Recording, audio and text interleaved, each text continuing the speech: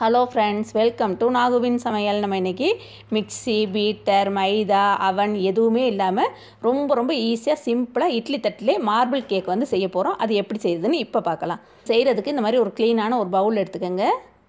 அதுல ஒரே ஒரு முட்டை நான் வந்து எடுத்துர்க்கேன். நீங்க வந்து முட்டை சாப்பிடாதவங்களா இருந்தா இதுக்கு பதிலா 1/4 கப் அளவுக்கு கெட்டியான தயிர் சேர்த்தீங்கன்னா கரெக்ட்டா இருக்கும்.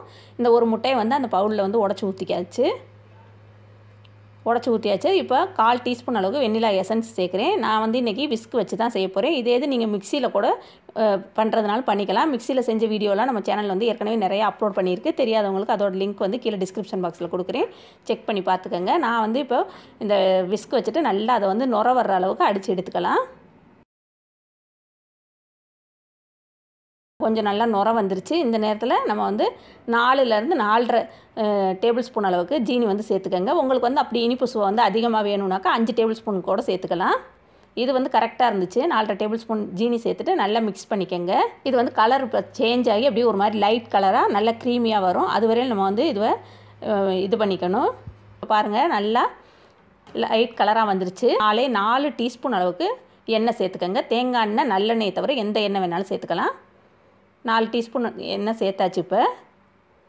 இப்போ 3 டீஸ்பூன் அளவுக்கு பால் சேர்த்துக்கங்க. பால் வந்து ரூம் டெம்பரேச்சரில் இருக்கதா பார்த்துக்கங்க. ஜில்லுன்னு இருக்க பால் சேர்த்தோன்னா நம்மளுக்கு வந்து கேக் வந்து அந்த அளவுக்கு பொங்கி வராது.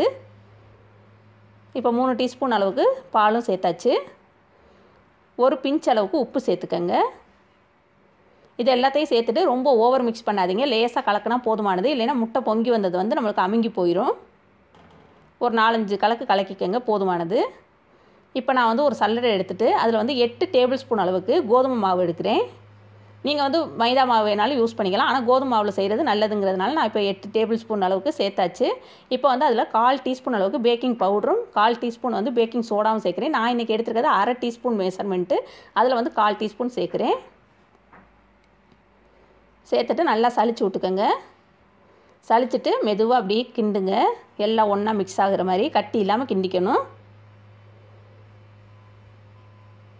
இப்போ எல்லாமே மிக்ஸ் ஆயிடுச்சு பாருங்கள். மாவு எல்லாம் நல்லா கிண்டியாச்சு. இந்த அளவுக்கு இருக்குது. இப்போ ரொம்ப கொஞ்சம் கெட்டியாக இருக்க மாதிரி எனக்கு தெரியுது. அதனால நான் வந்து ஒரே 1 டீஸ்பூன் அளவுக்கு பால் சேர்க்குறேன். உங்களோட மாவு வந்து கெட்டியாக இல்லாமல் கொஞ்சம் தண்ணியாகவே இருந்ததுனாக்க நீங்கள் இந்த பால் சேர்க்க தேவையில்லை. கெட்டியாக இருந்தால் மட்டும் சேர்த்துக்கங்க. 1 டீஸ்பூன் பால் சேர்த்துட்டு நல்லா கலக்கிக்கங்க. இப்போ இந்த மாவை வந்து 2 இதுவாக நான் வந்து பிரித்து வச்சுருக்கேன். அந்த கொஞ்சமாக பிரித்ததில் ஒரு இதில் வந்து ஒரே 1 டீஸ்பூன் அளவுக்கு நான் வந்து கொக்கோ பவுடர் சேர்க்குறேன். அதோட 1 டீஸ்பூன் அளவுக்கு பாலும் சேர்த்துக்கலாம். நான் இன்றைக்கி எடுத்துருக்கிறது 1/2 டீஸ்பூன் மெஷர்மெண்ட்டுங்கிறதுனால 2 தடவை சேர்த்துருக்கேன் கொக்கோ பவுட்ரு. இந்த பாலையும் கொக்கோ பவுடரையும் நீங்கள் தனியாக கூட கலக்கிட்டும் இந்த மாவில் வந்து சேர்த்துக்கலாம். நான் வந்து இன்றைக்கி ஒன்றாவே போட்டு கலக்கிறேன். நல்லா கட்டி இல்லாமல் கலக்கிக்கங்க. இப்போ பாருங்கள், எல்லாமே நல்லா கலக்கியாச்சு. இப்போ 2 மாவுமே நமக்கு ரெடி ஆயிடுச்சு. இன்றைக்கி நான் வந்து இந்த மாதிரி ஒரு கடாயில் தான் செய்ய போகிறேன். ஒரு தட்டை வந்து அது உள்ளார அப்படி போட்டு வைக்கிறேன். ஸ்டாண்டு இருந்துச்சுன்னா நீங்கள் வந்து ஸ்டாண்டு கூட யூஸ் பண்ணிக்கலாம். இப்போ இதை வந்து மூடிட்டு 10 நிமிஷம் வந்து ப்ரீ ஹீட் பண்ணிக்கலாம். நம்மளுக்கு மீடியம் ஃப்ளேமில் வச்சு 10 நிமிஷம் வந்து ப்ரீ ஹீட் பண்ணிக்கோங்க. இட்லி தட்டு வந்து இந்த மாதிரி ஓட்டை இல்லாத தட்டாக எடுத்துக்கோங்க. நடுவில் குழியில் வந்து ஓட்டை இல்லை, சுற்றி தான் ஓட்டை இருக்குது. இதில் இப்போ என்ன பண்ணணுன்னாக்க நம்ம வந்து பேக்கிங் பேப்பர் வேணாலும் போட்டுக்கலாம். இது வந்து நான் இப்போ லேசாக அதில் வந்து எண்ணெய் தடவுறேன். எண்ணெய் தடவிட்டு நல்லா அதை வந்து ப்ரஷ்ஷோ கையோ வச்சு நல்லா தடவி விட்டுக்கோங்க, எல்லா இடத்துலையும் படுற மாதிரி. அப்போ தான் நம்மளுக்கு ஒட்டாமல் வரும். இந்த மாதிரி தடவுனதுக்கப்புறம் 2 மாவையும் மாற்றி ஊற்றணும். நான் வந்து இன்றைக்கி 2 மாவுலையுமே டேபிள் ஸ்பூன் வந்து போட்டு வச்சுருக்கேன். இது ஒரு டேபிள் ஸ்பூனாக அது ஒரு டேபிள் ஸ்பூனுமா மாற்றி ஊற்றுறேன். இப்போ மாவை வெண்ணிலா மாவு ஊற்றுனதுக்கப்புறம் சாக்லேட் ஃப்ளேவர் ஊற்றுறேன். அது மேலே இன்னொருக்கா வெண்ணிலா ஃப்ளேவர் ஊற்றுறேன். இப்போ பாருங்கள், எனக்கு இந்த மாதிரி 3 லேயர் தான் வந்திருக்குது இது கேக்கு மாவு ஊற்றுனது. ஏன்னா நான் வந்து டேபிள் ஸ்பூன் யூஸ் பண்ணதுனால. நீங்கள் வந்து டீஸ்பூன் யூஸ் பண்ணிங்கன்னா இன்னும் நம்மளுக்கு மாற்றி நிறைய ஊற்றலாம், அழகாக வரிசையாக வரும். இப்போ இந்த மாதிரி ஒரு குச்சி வச்சுட்டு அப்படி நான் வந்து சும்மா பூ மாதிரி கோடாக போடுறேன். நீங்கள் வந்து இது போடணுன்னு ஒன்றும் அவசியம் இல்லை. போடாமலும் கூட அப்படியே கூட செய்யலாம். இது போட்டோன்னா கொஞ்சம் பார்க்குறதுக்கு அழகாக இருக்குமேன்றதுனால இந்த மாதிரி போட்டிருக்கேன். நான் போட்டுட்டு நம்ம 3 தடவை இதை வந்து டேப் பண்ணி விட்டுக்கங்க. டேப் பண்ணோம்னாக்கா அது உள்ளே இருக்க அந்த ஏர் பப்புள்ஸ் எல்லாம் உடையும். உடனதுக்கப்புறம் இப்போ 10 நிமிஷம் ப்ரீ ஹீட் ஆயிடுச்சு. அந்த இதில் வந்து சட்டியில் வந்து இப்போ நம்ம இட்லி தட்டை மெதுவாக வச்சிடலாம். இது வேகிறதுக்கு கிட்டத்தட்ட 15லேருந்து 20 நிமிஷம் ஆச்சு எனக்கு. லோ ஃப்ளேம்லேருந்து மீடியம் ஃப்ளேம் வரையிலும் நீங்கள் வந்து இது வச்சுக்கோங்க. ரொம்ப ஹையில் வைக்காதீங்க, கருகி போயிடும் அப்புறம் நம்மளுக்கு. இப்போ 20 நிமிஷம் ஆயிடுச்சு. வெந்துருச்சான்னு பார்க்கலாம். பார்க்குறதுக்கு இந்த மாதிரி ஒரு குச்சியை வச்சு குத்தி பார்த்தீங்கன்னா குச்சியில் வந்து எந்த விதமான மாவுமே ஒட்டலைனாக்க நம்மளுக்கு வந்து வெந்துருச்சு. இப்போ அதை வெளியில் வச்சு நல்லா ஆற விட்டுட்டு நம்ம வந்து எடுக்கணும். சூடோடு எடுக்காதீங்க.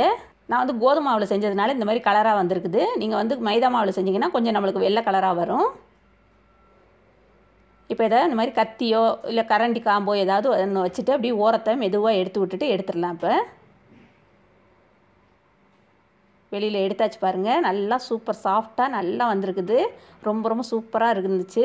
டேஸ்ட்டும் நல்லா இருந்தது. கோதுமை மாவில் செஞ்சதுன்னு யாருமே சொல்ல மாட்டாங்க. அந்தளவுக்கு ரொம்ப ரொம்ப சூப்பர் சாஃப்டாக இருந்துச்சு. இது மிச்சமான மாவை வந்து நான் அந்த மாதிரி ஒரு கிண்ணத்தில் ஊற்றி வச்சேன். இதுதான் லாஸ்ட் மாவு. இது வந்து கிண்ணத்தில் செஞ்ச கேக்கு. இதை இப்போ பிச்சு பார்க்கலாம் பாருங்கள். உள்ளே எந்த அளவு சாஃப்டாக இருக்குன்னு நான் காமிக்கிறேன். பாருங்கள் எவ்வளோ அழகாக லேயராக நம்மளுக்கு தெரியுது. நல்லா சாஃப்டாகவும் இருக்குது. சூப்பரான கேக்கு. நம்மளுக்கு ஹெல்த்தியான கேக்கு. டீ குடிக்கிற சமயத்தில் சாப்பிட்றதுக்கு ரொம்ப ரொம்ப ஹெல்த்தியாக ஈஸியாக ரெடி ஆயிடுச்சு. இதே மாதிரி நீங்களும் உங்கள் குழந்தைங்களுக்கு செஞ்சு கொடுத்து பாருங்கள், ட்ரை பண்ணுங்கள். இந்த வீடியோ உங்களுக்கு பிடிச்சிச்சின்னா லைக் பண்ணுங்கள், ஷேர் பண்ணுங்கள். இதுவரையில் எங்கள் சேனலை சப்ஸ்கிரைப் பண்ணாதவங்களாக இருந்தால் ப்ளீஸ் சப்ஸ்கிரைப் பண்ணுங்கள். கூடவே இருக்கிற பெல் ஐக்கானை கிளிக் பண்ணுங்கள். தேங்க்யூ.